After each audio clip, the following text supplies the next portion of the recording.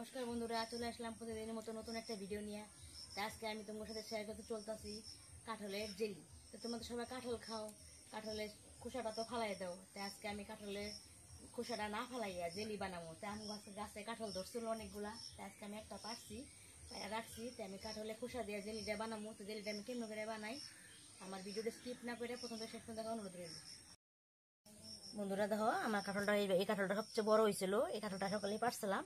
এটা আমি মানে ভালো করে চুলাইয়া নিমু, খোসাটা আলাদা রাখো আর রুয়াগুলা বাই করে নিম। রুয়াগুলা আর আপলা পানি সবাই বিকালে খাইতে পারবো। দেখো আমার গাছের কাঁঠাল কত সুন্দর হয়েছে, নেশা খাইতে খুব স্বাদ লাগে, মিষ্টি হয়েছে।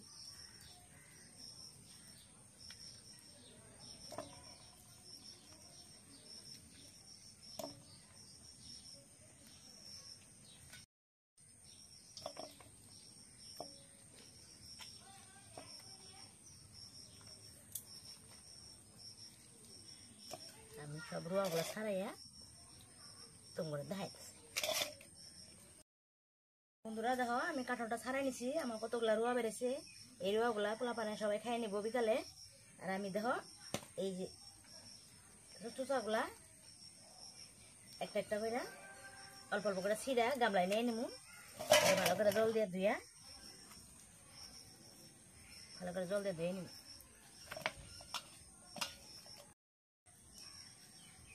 আর এই বোতাটাও ফালানো যায় না, কাঁঠালের বোতাটাও ফালানো যায় না। কাঁঠালের বোতা দিয়ে একটা রেসিপি হয়। আজকে তো সময় নেই, আমি অন্যদিন তোমার এই রেসিপিটা বানাই তোমার দেখান। বন্ধুরা এই যে আমি বোতাগুলো ছিঁড়ছিলাম, আমি ভালো করে জল দিয়ে ধুয়ে নিই। দুইবার ভালো করে ধুয়ে নিই, ভালোগুলো থাকে তো ভালো করে ধুয়ে নিই।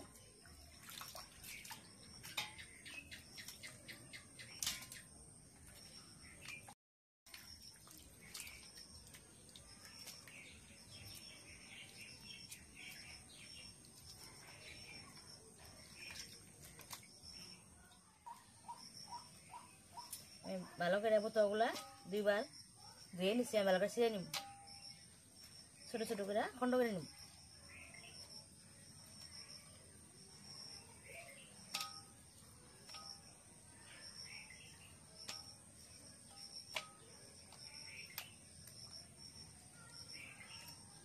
চৌকাটা ধরে জল বসাই নিছিলাম, জলটা গরম হয়েছে, খোসা ছাড়া নিছিলাম যে খোসা দিয়ে দিম।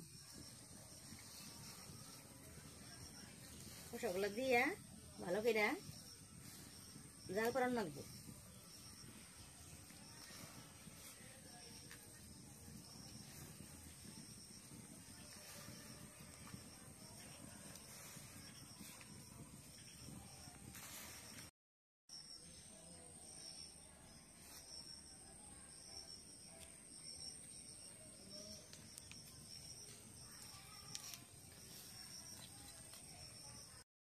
দেখো বন্ধুরা কি সুন্দর আমার এই যে কাঁঠালের মুতার থেকে এই যে ফেনাগুলা যে বাইরেতেছে, আমার এই মুতাগুলা সিদ্ধ হইতেছে। এই ফেনাগুলা দিয়েই আমি তো পুরো জেলি বানাই দেখাম।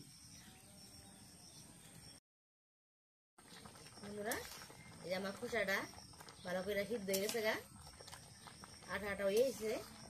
আমি এখন এটারে নামাই ফেলাম।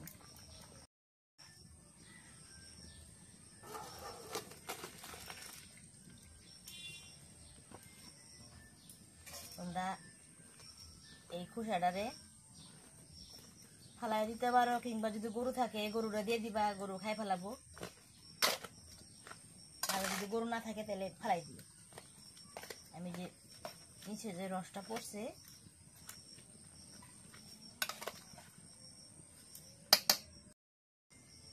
খোসাটা থেকে আমার রসটা বাইরেছে বন্ধুরা। এই যে রসটা আমি এখন ভালো করে জাল করে নিব। কড়াইটা বহাই নিছি, আমি আবার রসটা দিয়ে দিব পরের মধ্যে।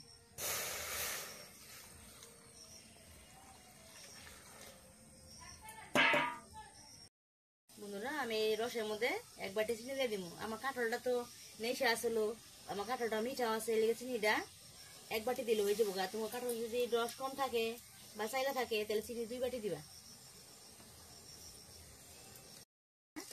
বেশি জাল দেওয়া যাবো না, ভাইয়ে ভাইয়ে জাল দেওয়া লাগবো।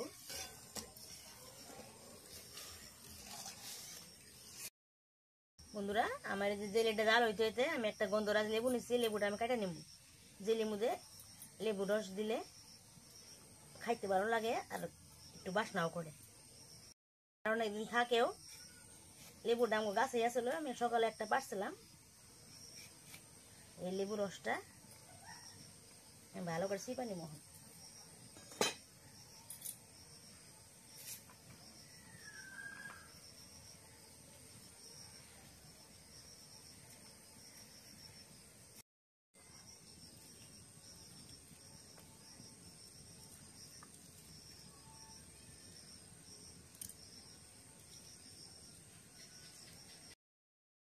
বন্ধুরা আমি এই জেলির মধ্যে অল্প একটু ফুড কালার দিয়ে দিন। ফুড কালারটা দিলে দেখতে ভালো লাগে, খাইতে ভালো পায় পোলাপানে।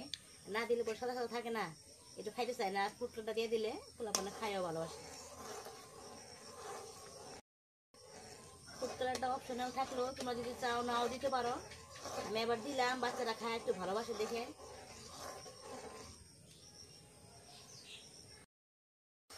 বন্ধুরা আমার জেলিটা জাল হয়েছে গা, দেখো কি সুন্দর আঠাটা হয়েছে।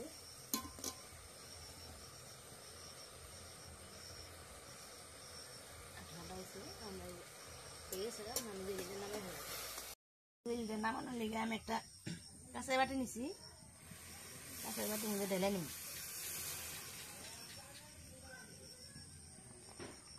দেখো কত সুন্দর হয়েছে আমার জেলিটা। বন্ধুরা আমার জেলিটা তো রেডি হয়ে গেছে গা। আমি জেলিটা এখন 10 মিনিট লেগে রেস্টে রাখুন, কোনো ফ্রিজে রাখুন না, নর্মাল জায়গায় রেখে দিব জেলিটা। বন্ধুরা আমি কাঁঠালের খোসা দিয়ে তো জেলি বানা দেখাইলাম। তো আমার জেলি রেসিপিটা কেমন লাগলো, যদি ভালো লাগে থাকে লাইক কমেন্ট শেয়ার করবা, আমার চ্যানেল সাবস্ক্রাইব করবা, আমার পাশে থাকবা। দেখা হচ্ছে পরবর্তী ভিডিওতে। ধন্যবাদ।